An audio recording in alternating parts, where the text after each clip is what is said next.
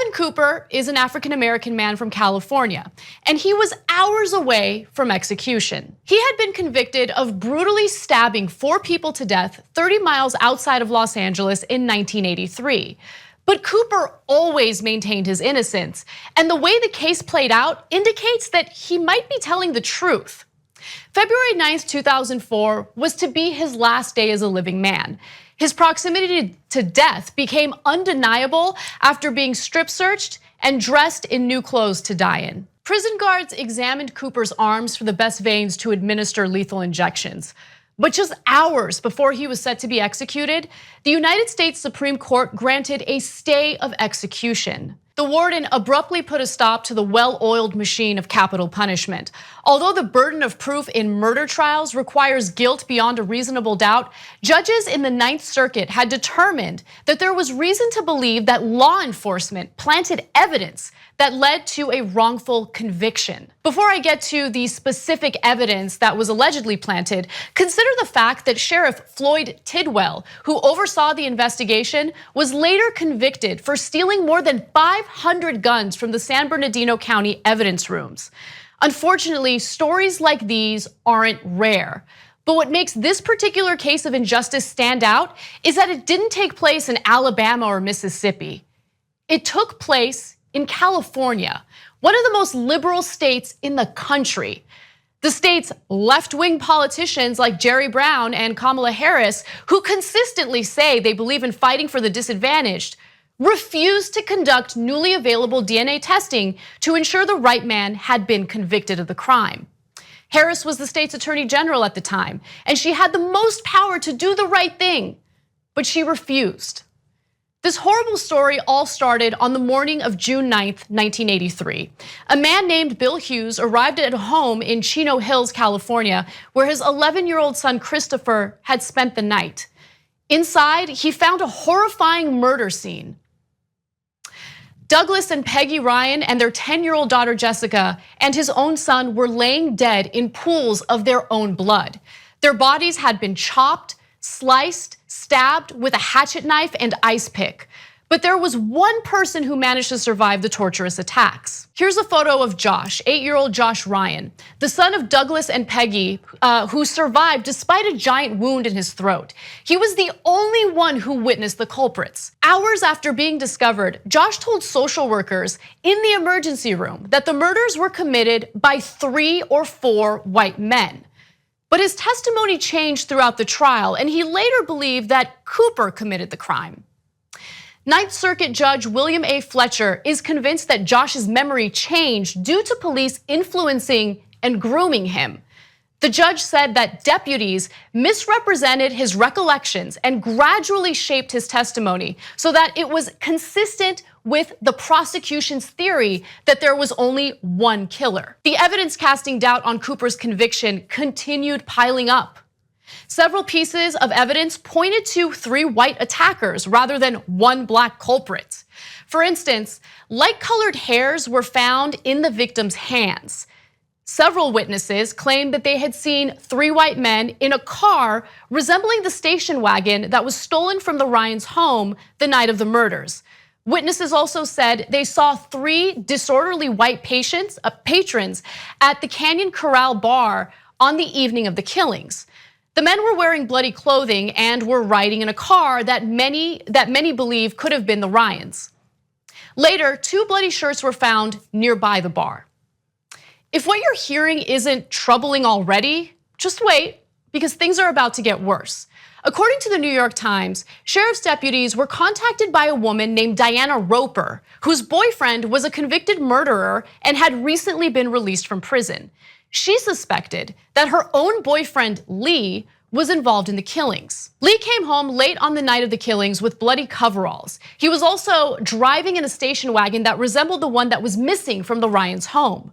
Roper not only gave deputies Lee's blood-drenched coveralls, but also told them that his hatchet, which resembled the ones in the attacks, was missing from his toolbox.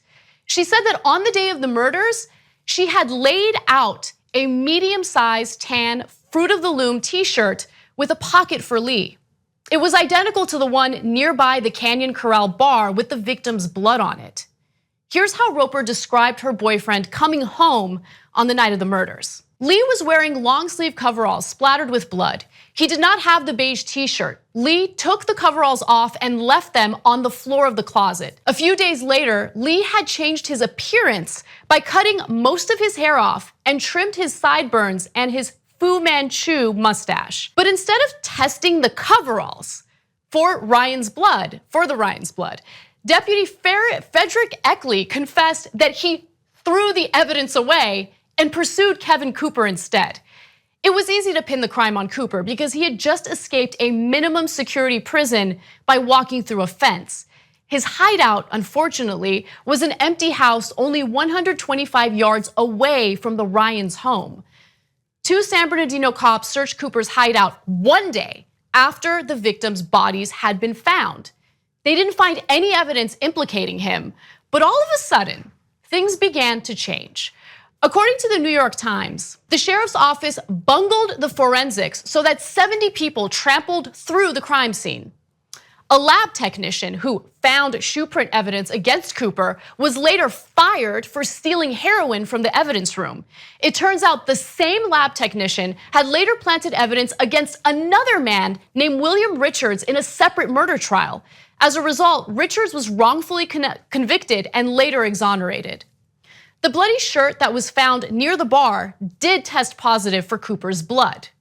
But advanced DNA testing later discovered that the blood had a preservative called EDTA in it, which suggests it came from an evidence room test tube.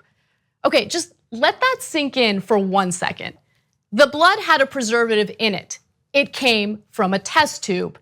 And this particular department had issues with people planting evidence. Considering the department's history of tampering with and planting evidence, there are legitimate concerns that Cooper was framed for a crime he did not commit. But regardless, Cooper was convicted of the murders and he's still on death row at San Quentin prison. This type of misconduct does happen, and thanks to activists like those who work tirelessly at the Innocence Project, many on death row have been exonerated. In fact, 156 individuals have been exonerated from death row. That means that they've been found to be innocent and released since 1973. All Cooper's lawyers ask for is new touch DNA testing, capable of detecting microscopic residues of the tan t-shirt, the hatchet, and the hairs found in the victim's hands. The testing could determine who wore the t-shirt, handled the hatchet, and whom the hairs came from.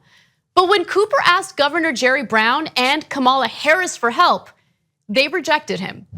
As I mentioned before, Harris was the Attorney General at the time. The New York Times reported that she showed no interest in the case.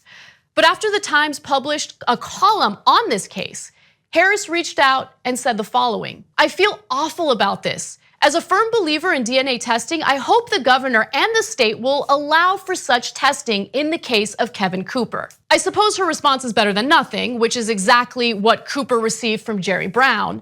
But it seems as though most California lawmakers didn't care much about Cooper's life until their political careers depended on caring. The fact that anyone could sleep at night knowing that a man could be executed for a crime he did not commit is a terrible reflection on society. The idea that our elected officials and law enforcement would either push for or be complicit in that disgusting level of injustice demonstrates that our justice system is fundamentally broken. People are seen as political capital for our politicians, whether they be liberals or conservatives. Lives don't matter unless saving one can jumpstart or save a political career. Sheriff Tidwell, the man who oversaw the case and later got convicted of stealing guns from evidence rooms, got off with a simple fine of $10,000. He didn't spend a single day in prison for tampering with evidence. It's terrifying that the very people who claim to protect and serve are the very criminals we should be watching out for.